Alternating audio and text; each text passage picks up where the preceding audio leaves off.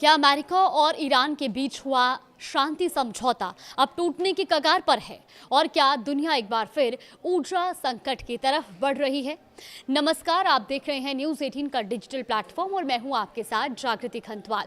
तो middle east से एक बार फिर एक बड़ी खबर सामने आई है जिसने वैश्विक तेल बाजारों की चिंताएं बढ़ा दी है। दरअसल इजराइल द्वारा लेबनान पर अटैक किए जाने के बाद स्ट्रेट ऑफ होर्मुज को बंद कर दिया गया है। ईरान ने यह फैसला ऐसे समय में लिया है जब कुछ दिन पहले ही अमेरिका और ईरान के बीच शांति समझौता हुआ था, यानी जिस समझौते से क्षेत्र में तनाव कम होने की उम्मीद थी, अब उसी पर सवाल खड़े होते दिखाई दे रहे हैं।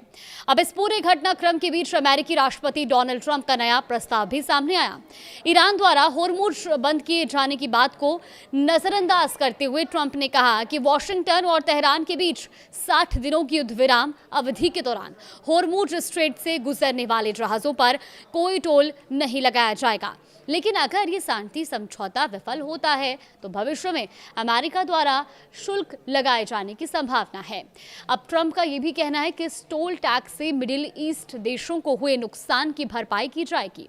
हालांकि ट्रंप ने ईरान द्वारा होर्मुज बंद किए जाने के फैसले पर कोई सीधी टिप्पणी नहीं की, लेकिन होर्मुज के फिर से बंद होने से क्षेत्रीय तनाव और बढ़ गया है। अब बात करते हैं उस चेतावनी की जिसने दुनिया भर की शिपिंग और ऊर्जा कंपनियों की चिंताएं बढ़ा दी है। दरअसल इजरायली कोड ऑफ गारंटर यानी कि IRGC ने लेबनान में इजरायल की कार्रवाई और अमेरिका द्वारा युद्ध विराम प्रतिबद्धताओं का पालन न करने का हवाला देते हुए जहाजों को इस जलमार्ग से दूर रहने की चेतावनी दी है। तो IRGC ने लेबनान में इजरायल की कार्रवाई और अमेरिका द्वारा युद्ध विराम प्रतिबद्धताओं का पालन न करने का हवाला देते हुए जहाजों को इस जलमार्ग से दूर रहने की चेतावनी दी है। IRGC ने यह साफ कहा कि जो भी जहाज इस स्ट्रेट ऑफ होर्मुज में प्रवेश करेंगे वो अपने जोखिम पर ऐसा करेंगे और यही वजह है कि अब एक बार फिर तेल आपूर्ति को लेकर संकट की आशंका गहरा गई है। दरअसल स्ट्रेट ऑफ होर्मुज दुनिया के सबसे महत्वपूर्ण ऊर्जा मार्गों में से एक माना जाता है। तेल और गैस निर्यात का बड़ा हिस्सा इसी रास्ते से होकर गुजरता है। ऐसे में ईरान की इस घोषणा ने वैश्विक ऊर्जा आपूर्ति को लेकर चिंताओं को फिर से बढ़ा दिया है। अब बाजार विशेषज्ञों का ये मानना है कि सोमवार को मार्केट खुलने के बाद तेल की कीमतों में फिर से उछाल देखने को मिल सकता है। हालांकि इस बीच अमेरिकी केंद्रीय कमान ने एक अहम जानकारी दी है। केंद्रीय कमान के मुताबिक शनिवार को 55 व्यापारिक जहाज इस मार्ग से गुजरे जो कि 17 मिलियन बैरल से अधिक तेल और अन्य सामान लेकर जा रहे थे।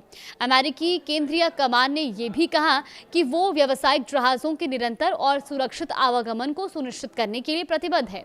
अब सवाल ये है कि आखिर ईरान इस पूरे मामले को कैसे देख रहा है। देखिए, ईरान के सर्वोच्च नेता मुज्तबा खामेनेई के सलाहकार मोहम्मद मुखबर ने वॉशिंगटन पर 14 सूत्रीय अंतरिम समझौते की पहले खंड को लागू करने में विफल रहने का आरोप लगाया है।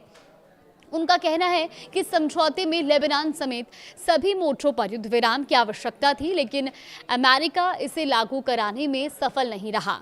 मुखबर ने यह भी चेतावनी दी है कि जब तक समझौते को व्यवहार में लागू नहीं किया जाता तब तक मिडिल ईस्ट में ऊर्जा आपूर्ति रुकी रहेगी। और उनकी टिप्पणी ऐसे समय में आई है जब इजरायली सेना और हिजबुल्लाह के बीच झड़प एक बार फिर तेज हो गई है और इसी वजह से लेबनान युद्ध विराम की स्थिरता पर भी नए सिरे से सवाल उठने लगे हैं।